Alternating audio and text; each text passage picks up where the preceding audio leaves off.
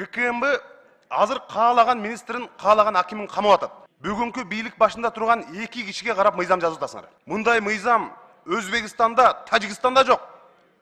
Түркмөнстанда болушу мүмкүн. Урматтуу өкмөт мүчөлөрү, урматтуу депутаттар.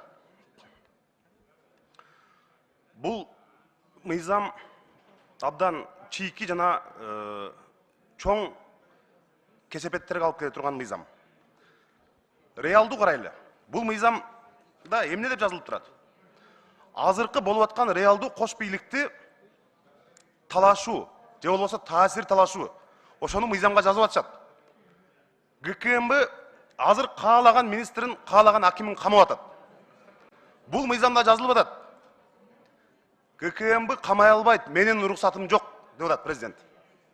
Керек болсо акимдер президенттин уруксаты менен камалат экен, туурабы? Урматтуу туугандар, урматтуу өкмөт мүчөлөрү, силер системага карап эмес, адамга карап, бүгүнкү бийлик башында турган эки кишиге карап мыйзам жазып атасыңар. Баланчаев баарын камап атат, эми мындан ары ал камай албайт. Анткени Түкүнчөевдөн уруксат алыш керек камаш үчүн деп атат. Мына мыйзамдын түпкү маңызы, урматтуу депутаттар. Биз Баланчаев менен Түкүнчөевге карап туруп, мыйзам кабыл алып берип атабыз буларга. Эки кишинин таасиринин арты менен туура эмес айтсам айтып койгула. Туура эмес айтсам айтып койгула. Баланчаев бардык министрлерди, өкмөт мүчөлөрүн каалагандай камап атат, таасири жогорулап кетти.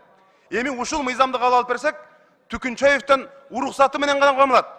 Керек болсо акимдер деп атат. Эмне президент ууру министрге, ууру акимге бардыгын жоопкерчилигин өзү алабы? Мындай мыйзам Өзбекстанда, Тажикстанда жок.